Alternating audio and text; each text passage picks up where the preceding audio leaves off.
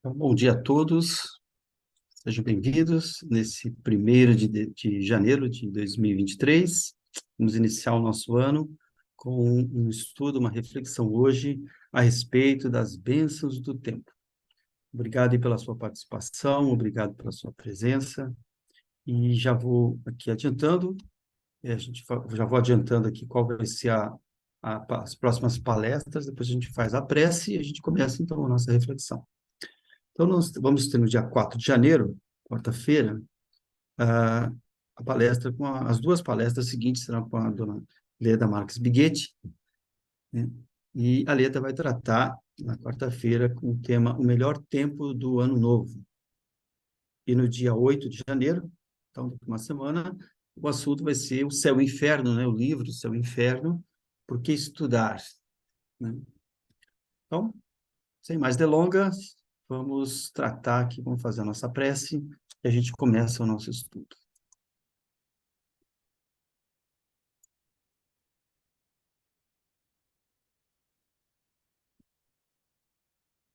Que as bênçãos de nosso Pai nos envolva neste momento, na alegria de servi-lo e abrindo o coração, reencontrar as almas queridas que conosco compõem a eterna canção da vida do universo.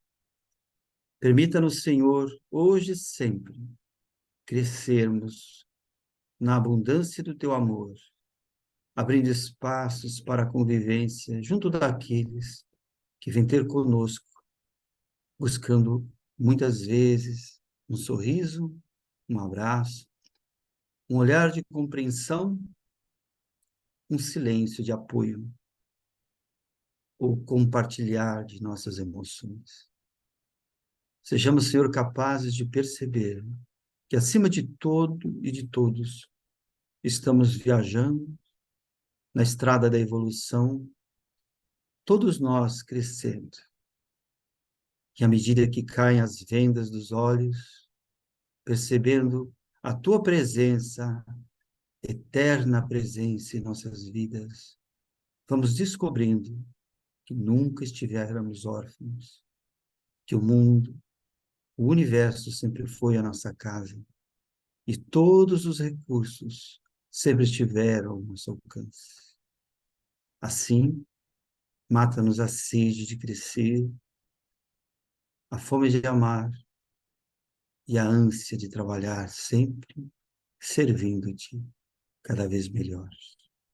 Obrigado, que assim seja. Muito bem, então, hoje em especial, nós vamos tratar do assunto as bênçãos, né, do tempo. E para que a gente comece a tratar das bênçãos do tempo, vamos fazer referência a o que coloca Paulo numa carta, numa epístola aos Romanos, capítulo 14, colocado aí no trechinho que eu estou compartilhando com você. Diz assim: aquele que faz caso do dia, para o Senhor o faz. Fazendo referência que o tempo é uma eterna demonstração da sabedoria de Deus. E quando Emmanuel coloca esta frase, aquele que faz caso do dia, vamos entender que ele está chamando a atenção para a importância que se dá a cada dia que se vive pensando, agindo e, de alguma maneira, convivendo com Deus. Aquele que faz caso do dia significa aquele que se importa com o dia, para o Senhor o faz. Então, esta frase, que depois, ao longo do nosso estudo, a gente vai buscar é, entendê-la melhor, ela traduz o espírito do fato do tempo constituir-se em bênçãos para todos nós. Mas, a respeito disto, ainda um espírito chamado Padre Germano também colocaria uma sua colocação, a sua opinião a respeito do que significa o tempo. Veja que frase bonita que ele tem. O tempo, essa demonstração eterna da tua sabedoria, essa prova imensa de teu poder, essa decifração contínua dos grandes problemas. Ele se referia ao tempo e a Deus, né? O tempo é a demonstração eterna da sabedoria de Deus. E por quê? Porque no tempo tudo se resolve, tudo se acomoda, tudo se renova, tudo recomeça, tudo se recompõe, tudo se resgata. Todo sofrimento cessa, toda oportunidade reaparece. E assim o tempo é uma verdadeira apoteose de Deus, um presente, uma dádiva concedida a cada um de nós. E hoje, a respeito do tempo, talvez então seja interessante que a gente faça uma reflexão a respeito do que significa o tempo. E aí eu vou fazer uma diferença aqui, chamando a atenção sobre o tempo com dois significados, ou duas visões, ou duas perspectivas. A primeira delas é uma perspectiva objetiva. O que é o tempo? Poderíamos dizer, como sua voz no livro A Grande Síntese, o tempo é o ritmo do transformismo dos fenômenos. E se você parar para pensar, sim, todo fenômeno tem começo, meio e fim, tem um ritmo em que ele acontece, uma velocidade com que acontece. E este ritmo dita a passada, né, a duração e a passada daquelas transformações que ocorrem. Então, qualquer fenômeno de ordem material, de ordem humana, ele está sujeito a um transformismo. E esse transformismo tem um ritmo. E nós vamos chamar isso de tempo objetivo. Então, existe um tempo objetivo, que é o ritmo do transformismo desses fenômenos de toda a natureza, de toda a ordem. Mais interessante é que o ser humano percebe o tempo também. E ao perceber o tempo, ele percebe uma espécie de fluir deste ritmo. E este fluir lhe é percebido de muitas maneiras. Por que é um tempo subjetivo? Porque há uma percepção, há uma sensação, uma, uma, uma espécie assim de sentir que o tempo corre rápido ou que o tempo corre devagar, sentir este ritmo mais rápido ou mais devagar. Então, isso abre espaço para nós nos questionarmos a respeito de por que há essa percepção subjetiva do tempo, né? Ora, se o tempo é um ritmo e ele dita o ritmo de transformação de fenômenos, por que o ser humano, então, perceberia esse tempo? E nós vamos ver que existe uma característica para a gente que é espírito, o ser humano, que lhe dá capacidade de se ligar, de se identificar com determinados aspectos que compõem o fluir deste tempo. Então, por exemplo, eu posso estar vivendo um momento de angústia, uma espera, uma expectativa, e essa expectativa parece que não acontece. Então, o fluir do tempo me parece penoso, demorado, vagaroso. É um fluir em que eu sinto o sofrimento. Mas, de fato, o que eu estou sentindo? O tempo? Não. Estou sentindo o meu próprio sentimento. Estou sentindo a minha angústia, estou sentindo as minhas emoções. E mergulhado, identificado momentaneamente por um certo tempo com esses sentimentos, eu tenho essa sensação de que esse tempo de angústia perdura mais do que eu gostaria. Bom, eu também posso estar vivendo um momento de alegria, e neste momento de alegria, eu posso estar vivendo de forma tão exuberante que ele passa célere, ele passa rápido. Eu nem noto a hora passando. Quando estou fazendo uma atividade que me agrada muito, por exemplo, eu nem noto a hora passar. Eu tenho uma percepção do tempo que é o mesmo, mas diferenciado, em função de uma nova identificação com o prazer daquela tarefa, com o prazer daquele momento. Então, de onde vem essa percepção subjetiva do tempo? Então, para isso, nós vamos fazer referência, nós vamos usar um material que vem de um dos livros de André Luiz, que vai falar para nós de um modelo, né? Ele chama de a nossa casa mental. O que é a nossa casa mental? Diz então André Luiz que a nossa mente funciona como se pudéssemos dividi-lo nos seus aspectos em três departamentos, três andares, né? Nós teríamos, então, essa imagem mostrando lá um porão, o andar térreo e o andar superior ou sótão.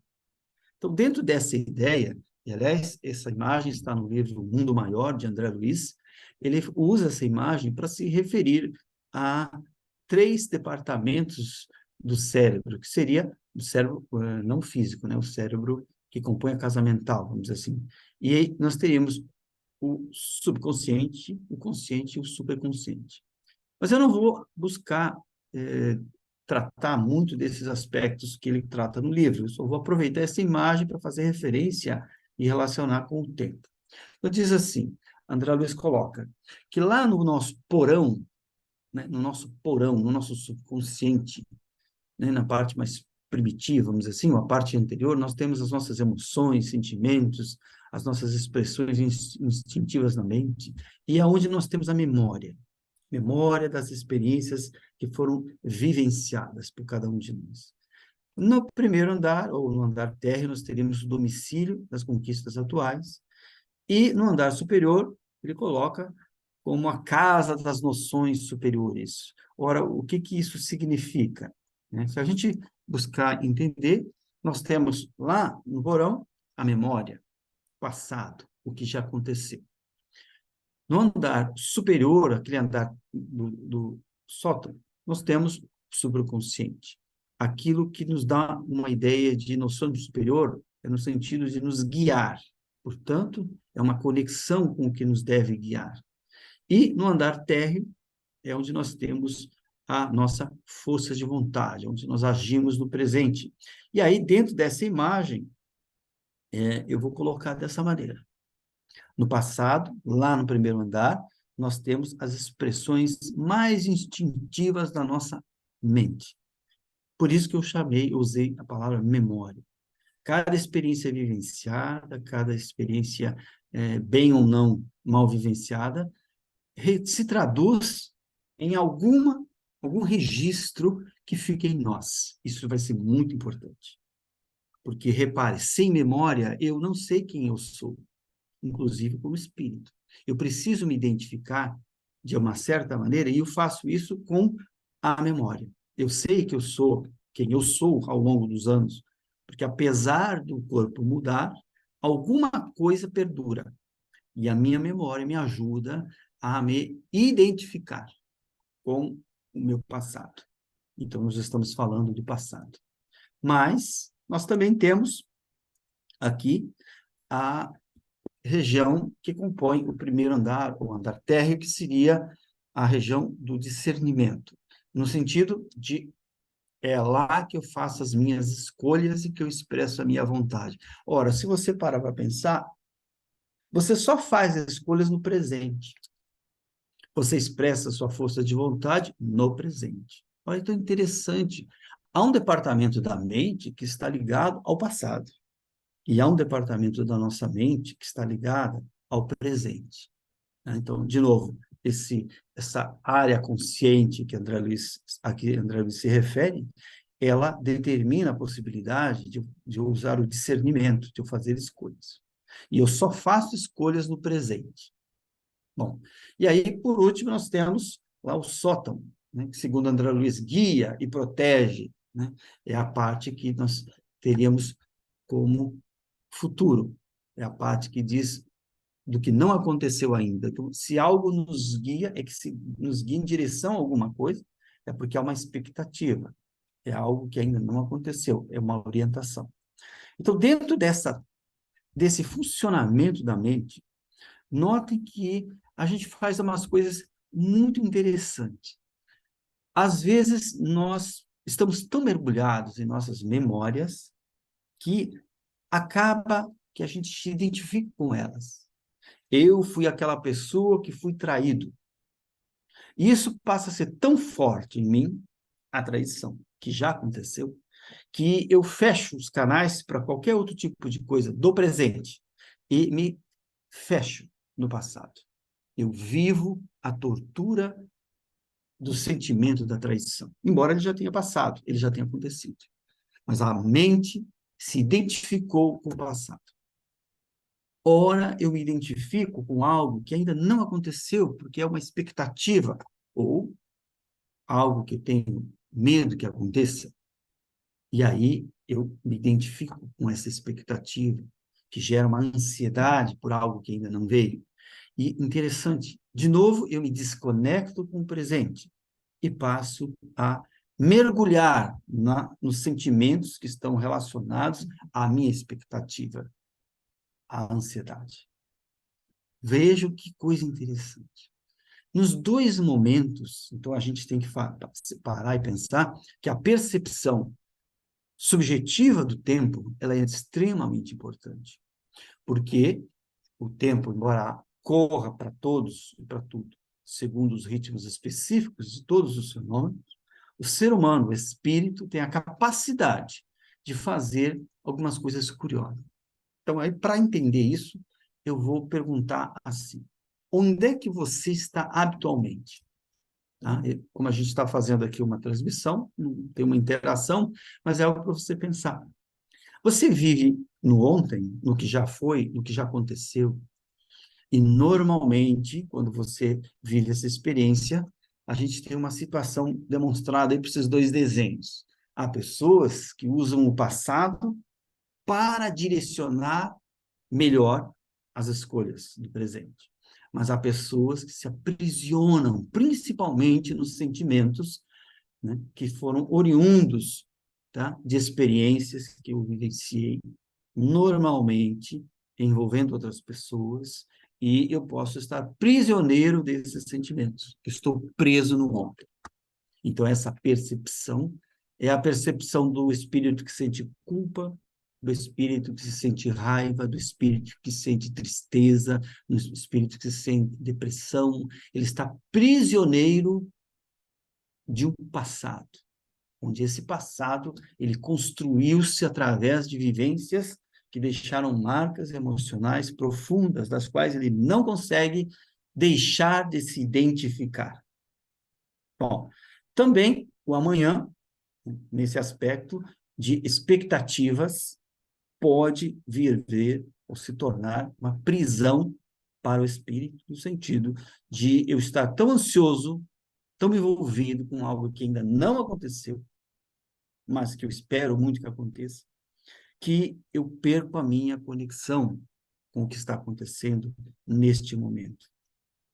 E isso é tão importante, mas tão importante, que eu vou usar de novo um pensamento de um espírito para a gente poder refletir sobre isso. Veja o que diz o padre Germano, e na realidade a gente sabe o que quer dizer isso, mas só que ele falou de uma forma tão bonita que eu resolvi colocar. Se um único indivíduo chegasse a possuir todos os tesouros de um planeta, não seria poderoso se não tivesse à sua disposição o tempo de desfrutar, de dispor esses tesouros. Isso é muito sábio. Muitas vezes, né, apesar dos recursos que aparentemente a gente possui, a gente não tem a presença necessária para desfrutá-lo. Veja que eu não usei a palavra tempo, de propósito. Para eu viver as experiências que estou querendo viver, eu preciso de presença, eu preciso estar presente. E isso é muito importante. Por quê? Porque Deus está sempre no presente. Não existe passado para Deus. O passado é uma construção do espírito. O futuro é uma construção do espírito. Deus eterno não tem passado nem futuro. Deus eternamente está presente. Isso quer dizer que eu preciso começar a entender, voltando aqui a algumas lições que a gente já fez ano passado, onde a gente falava das diversas relações que a gente estabelece, do convívio com Deus, do propósito em direção a Deus. A gente precisa entender o que significa isso. Deus é presente. Quando eu me desconecto do presente, eu estou me desconectando da única porta de acesso à divindade. Ninguém acessa o reino interior, a Deus, sem estar conectado no presente. Ou seja, se você estiver perdido nos remorsos do passado, nas culpas, ou nas ansiedades de um futuro que ainda não acontece, não aconteceu, você está desconectado de Deus. Essa é a lição que eu gostaria de deixar aqui com relação a essas bênçãos do tempo. Há um perigo.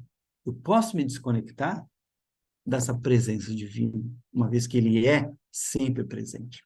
Aí, então, significa que, para que eu possa desfrutar de fato das bênçãos desse tempo, dentro da ideia, né, que se eu cuido, né, se eu tenho cuidado com o tempo, com o dia, esse dia é de Deus, naquele sentido da Epístola aos Romanos, eu preciso entender que o meu maior desafio, talvez, seja eu aprender a viver no momento presente, né? Que eu vou colocar aqui o viver no agora, viver neste momento. Como assim viver no agora? Vamos entender. Vamos entender que isso é importante, mas eu não posso me desfazer do que eu aprendi no passado. Eu preciso dos recursos, né? Eu errei bastante. Bom, aquilo são experiências que vão me auxiliar, mas eu não posso esquecer. Eu também tenho a capacidade de usar a minha vontade. Bom, a vontade é uma faculdade que exige a deliberação, exige raciocínio, exige que use a razão. Muita gente confunde vontade com desejo. A criança de 3 anos tem desejos, mas não tem vontade, porque ela não desenvolveu a sua racionalidade ainda. É somente quando eu desenvolvo a minha racionalidade é que eu posso usar a minha vontade, porque eu consigo estabelecer um alvo. E essa é a razão da gente usar a nossa razão. Eu estabelecer um alvo, uma meta, e conseguir planejar a minha existência para atingir a meta. Então, esse é um atributo, um recurso que o espírito tem. Tá? E eu não vou me desfazer disso, mas isso é muito diferente de eu viver na expectativa, porque a minha ligação com a expectativa é emocional. A minha ligação com o passado, com o culpa, remorso, etc., é emocional. E eu estou falando aqui que eu preciso aprender a usar o futuro no sentido de planejar. Como recurso que eu tenho ao pensar, ao planejar, eu estabeleço uma meta para o futuro. Isso significa que eu preciso usar para atingir essa meta. Mas eu vou viver no agora se eu conseguir entender o que significa estar presente. Então, estando presente, vivendo o meu momento de agora, eu não abro mão do recurso que eu trago do meu passado. Se eu aprendi a falar, se eu aprendi a resolver problemas complexos de matemática, pela habilidade construída, se eu aprendi a lidar com as circunstâncias que envolvem desafios, por exemplo, de conflitos, eu sei resolver conflitos entre pessoas, eu tenho já essa habilidade, eu não vou abrir mão disso, estando no agora, como eu também não vou abrir mão da minha capacidade de olhar para frente e dizer assim, eu preciso disso para chegar naquele ponto, porque isso faz parte da nossa racionalidade. Viver no presente, então, não exclui nem o passado nem o futuro, mas não permite ou impede que eu caia na armadilha de me identificar com esse passado ou com esse futuro, com essa expectativa. Então, o viver no agora, traduzido por essa palavrinha, por essas palavras de Emmanuel no livro Caminho, Verdade e Vida, vamos entender isso melhor. Diz ele assim, é lógico que todo homem conte com o tempo. Todo mundo tem um tempo de vida, uma reencarnação, e mesmo no mundo espiritual. Mas, olha que reflexão legal. E se esse tempo estiver sem luz, sem equilíbrio, sem saúde e sem trabalho? Vejam que é uma gradação aí. Vamos pensar. Trabalho, saúde, equilíbrio e luz. Nessa sequência. Eu trabalho, a organização me dá saúde, me mantém a saúde. Isso proporciona equilíbrio e o equilíbrio me ajuda a desenvolver luz.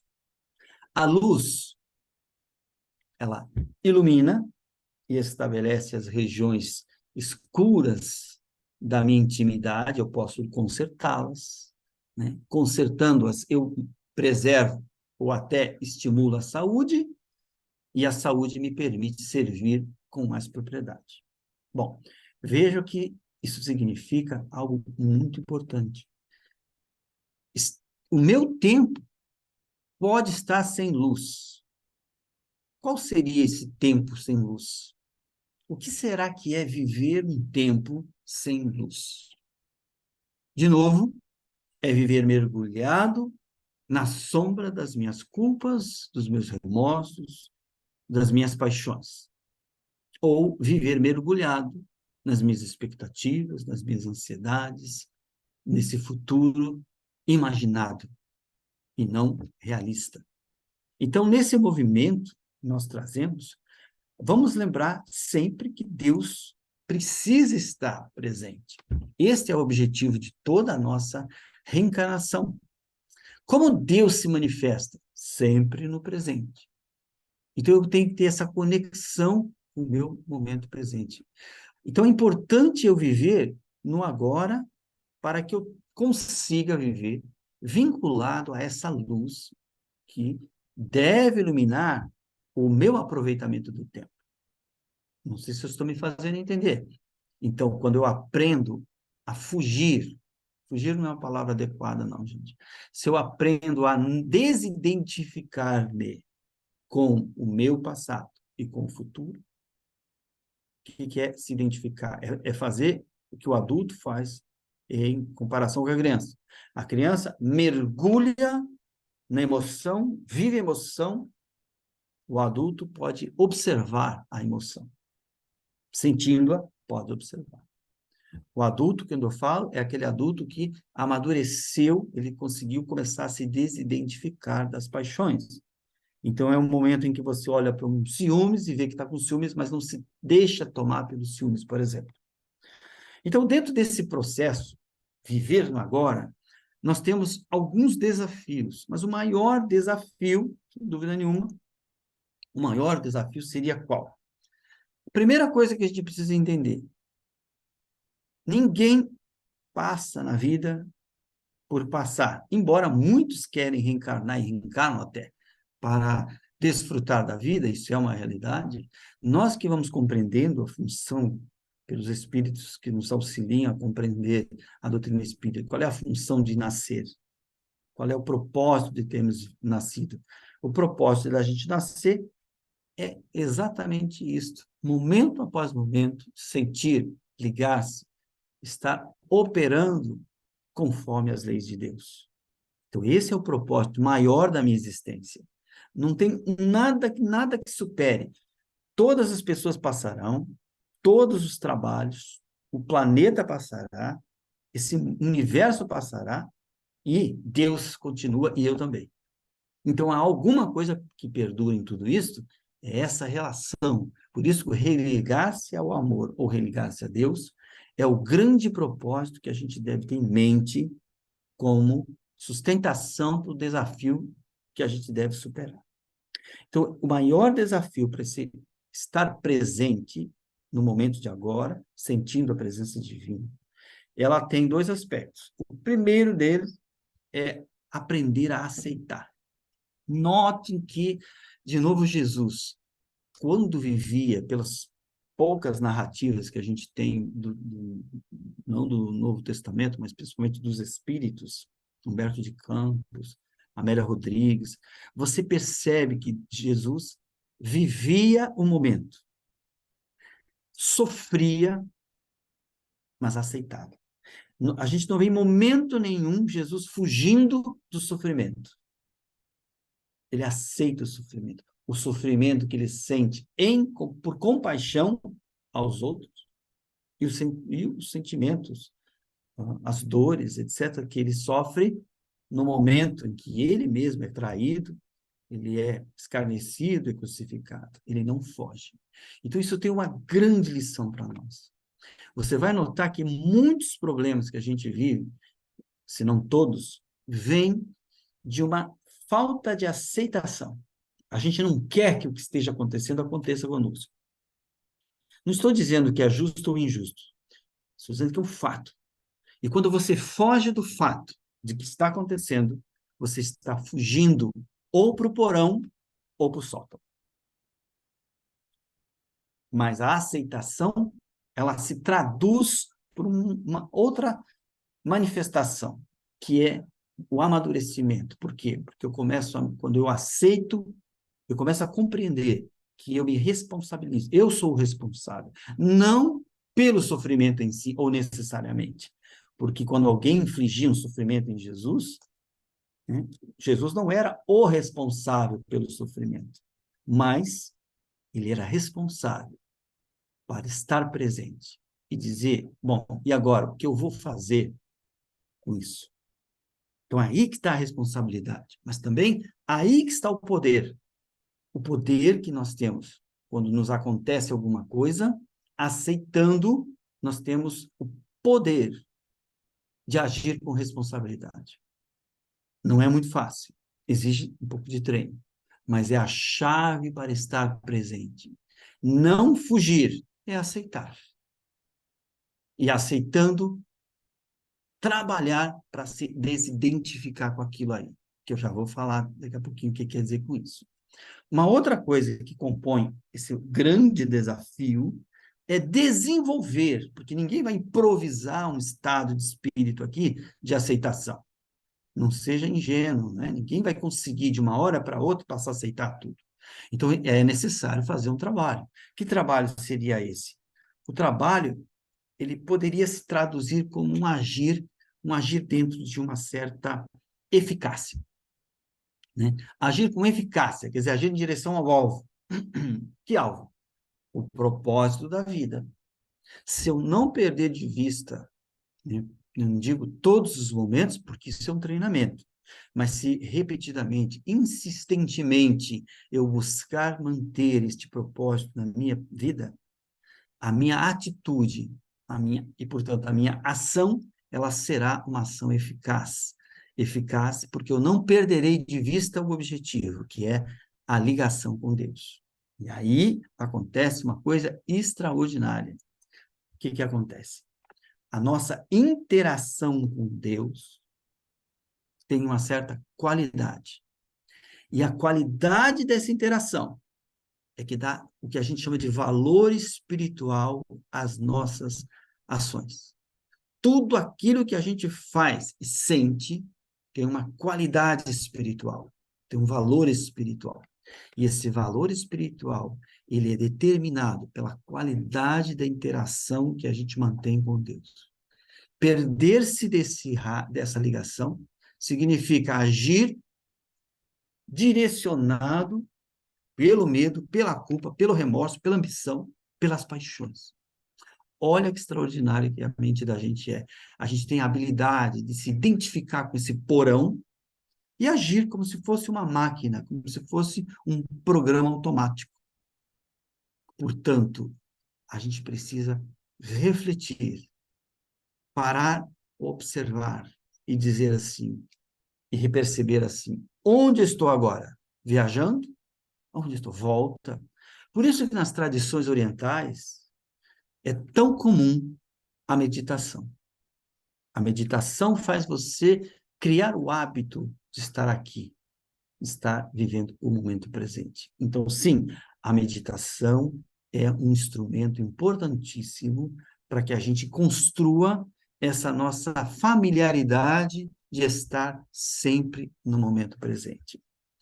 Então, tendo dito isto, né, já quase para encerrar o nosso estudo, eu gostaria de trazer para nós um aspecto da qualidade, desta qualidade de interação com Deus. A gente, às vezes, falando isso, tem a impressão que é algo muito difícil, que só no futuro eu vou conseguir fazer. Volto a lembrar para todo mundo que está me ouvindo aqui, me vendo, que já ficou muito mais do que estabelecido em vários estudos, que nós temos uma natureza, e a nossa natureza ela é divina.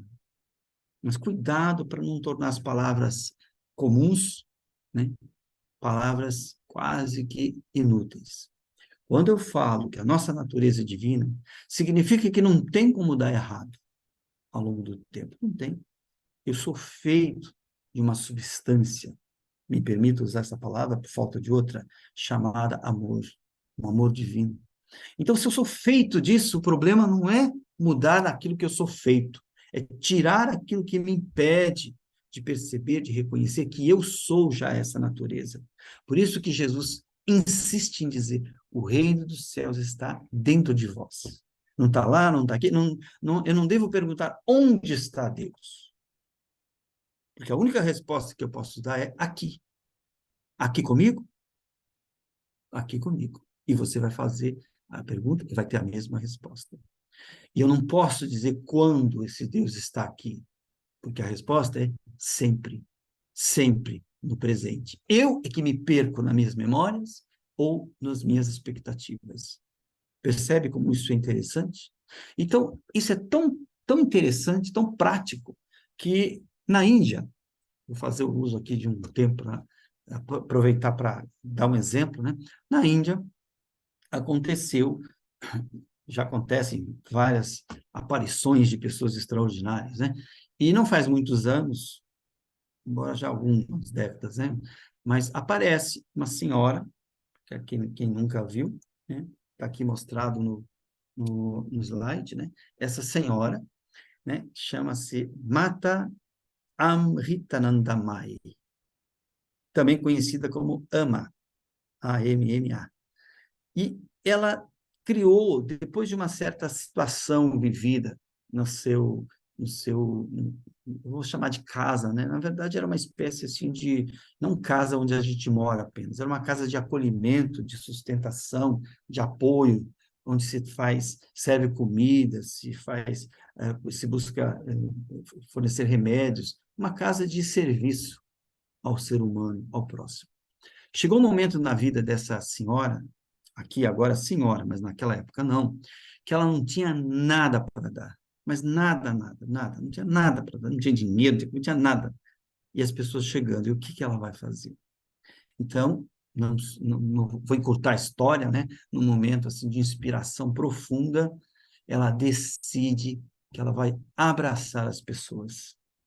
Então, se você puder buscar na internet, aqui não vou ter tempo para mostrar os vídeos que ele coloca, é tão importante isso, e é tão sério, mas tão simples, que eu fico emocionado quando eu vejo os vídeos dessa senhora. Porque hoje, pessoal, são dezenas de milhares de pessoas que todos os dias vão em direção a ela na Índia, ou onde ela estiver, para ganhar um abraço.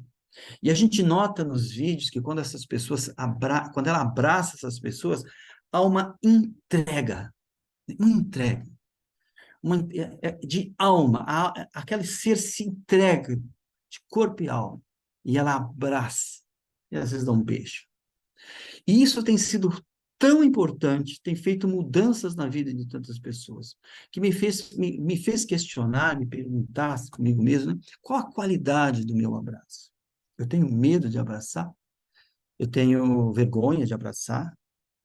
Olha que interessante, um instrumento tão comum, quase que um hábito em algumas culturas, que se torna uma poderosíssima ferramenta de consolo, de conforto. Então, um mecanismo através do qual eu estou no presente é o abraço. Porque no abraço não tem como fugir, é aquele momento, e é uma troca. E é ela que coloca algumas frases com as quais eu gostaria, então, de terminar aqui, já encaminhando quase que para o fim do nosso estudo de hoje. Veja que profundidade de reflexão quando ela coloca algumas dessas frases. Eu vou colocar só 3 aqui para a gente. Na primeira delas, ela diz assim: o amor é o único remédio que pode curar as feridas do mundo. Ela não é a primeira a falar isso. Bezerra de Menezes, quase que via de regra, o doutor Bezerra de Menezes termina as suas orientações do tipo ama, ama, sempre ama. E nós vamos encontrar em textos de Emmanuel todos os espíritos conclamando, pedindo para que a gente aprenda a amar ou ame. E lembro aqui que amor, neste caso, não é um sentimento, é uma decisão. Portanto, você tem que estar no presente, habituado a aceitar o seu presente, não se identificando com remorso, com culpa, com mágoa, com tristeza, com expectativa, para que, de fato, você consiga, estando no presente, decidir, vou amar. E nessa decisão que essa senhora tomou e nos convida a repetir, ela diz que este é o único remédio. O mundo pode ser o mundo interior da gente, as nossas dores. Então, precisamos começar a acreditar que não pode haver um erro quando todos falam a mesma coisa. Aprender a amar e decidir amar é a ferramenta de cura de nossas mazelas mais profundas. Não fala em resgate, não fala em expiação, não fala em provação. Ela fala em amor, amar agora. Veja que interessante nessa outra imagem, como essa senhora, ela se dá com um olhar quase perdido no rosto, olhando, se aconchegando, se soltando no abraço de novo dessa figura excepcional que é a Ana. E a frase que ela traz nesse momento também é não menos excepcional. Buscar Deus fora de si é como tentar apanhar um peixe esvaziando o oceano. Olha que profundidade. É inútil, é completamente inútil e perda de tempo e cansaço. Ninguém esvazia o oceano para pegar um peixe. E, finalmente, uma última, em que você vê de frente assim, o rosto dela, e ela abraçando e aconchegando naquela pessoa, né? E ela coloca assim, para terminar o nosso estudo aqui, para dar um encaminhamento legal, diz assim, uma alma realizada é como um rio ou uma árvore, proporcionando conforto e refrigério àqueles que se lhe aproximam. Veja que pensamento extraordinário. O que é uma alma realizada? Não é uma alma que chegou ao nirvana, ao samadhi, simplesmente. É aquele indivíduo que, reconhecendo a sua origem divina, não a nega. Que, vivendo o momento presente, valoriza as circunstâncias do seu entorno, dos seus fatos. E mesmo cometendo erros, deixa os erros se tornarem experiências. E mesmo tendo expectativas, utiliza-as como guias sem se perder num desejo insano de que algo aconteça fora das leis divinas ou no tempo certo. Esta pessoa é uma pessoa realizada, é aquela pessoa que se conectou com Deus no momento presente e aprendeu a viver cada momento do seu presente com a qualidade divina que ela possui. Faça o exercício. Quantas vezes você pensa em Deus ao longo do dia? E ao longo de uma semana, quantas vezes esse pensamento lhe assomou a mente? Buscar-lhe é imperioso. Conviver com ele é necessário. E a gente tem uma pequena questão aí. Pelo nosso livre-arbítrio, nós temos que dar sempre o primeiro passo. Então, neste fim de ano, eu gostaria de sugerir que a gente, fim de ano não, desculpe, esse começo de ano, eu gostaria de sugerir que você exercitasse o abraço com qualidade. O que é o abraço com qualidade? Abraçar sem medo, sem gerar expectativa, sem esperar nada de volta. Simplesmente sentir-se luz no presente. Então, faça o exercício. Antes de abraçar, pense um pouquinho, reflita, sinta Deus em você. É só pensar nele. Eu garanto a você que é só você pensar nele. E eu uso o seguinte recurso, às vezes digo assim, eu amo você. Esse você é o meu Senhor. Eu amo você. E eu repito comigo, eu amo você. Eu amo você. Eu lamento muito se tantas vezes eu me esqueço, mas eu amo você. E nesse pensamento, na intimidade, eu amo você, eu vou sentindo minha pele cheio de vibrações, cheio de calafrio, né? Eriçada a pele, eu sinto esse entusiasmo. E nisto, eu converso, eu abraço, na certeza de que a presença dele está aqui comigo, neste momento, como estará com você, todas as vezes que você decidir estar com Ele no presente da sua vida, que já é, sem dúvida nenhuma, um grande presente ou uma bênção. Que o Senhor nos abençoe e vamos aqui fazer a nossa prece, então, de encerramento, agradecendo a todos e também desejando a todos um feliz e maravilhoso ano novo para todos que estão ouvindo, aproveitando e com muita esperança. Não se esqueçam, nem a angústia de um passado, nem a ansiedade por um futuro. O presente, dando-lhe qualidade por causa da presença de Deus, é o que a gente precisa para vivermos o 2023, que dizem alguns será cheio de surpresas, cheio de desafios e também oportunidades. Que Jesus possa então nos abençoar neste momento e, com isto, agradecemos, Senhor, que neste instante cada companheiro, cada alma que sofre, que te busca através de mil formas, possa sentir as vibrações de nosso carinho, envolvendo na segurança e na certeza de que não viajamos nunca sozinhos. Permita-nos, Senhor, Senhor de nosso universo, que possamos nos perder na imensidade do teu amor, mas nunca nos perder na simplicidade de nossos dias. Que possamos estender os nossos braços em direção às almas que necessitam, sem nunca nos perder a nós próprios, nas intimidades difíceis que às vezes carregamos. E que neste, como em outros dias deste ano, saibamos, na oração te buscar, na meditação te preservar, e no exercício do bem de todos os dias, fortalecer o vínculo que nos oferece, hoje e sempre, a tua presença em nossa alma, em nossa intimidade, para todos sempre. Obrigado, Senhor, que assim seja.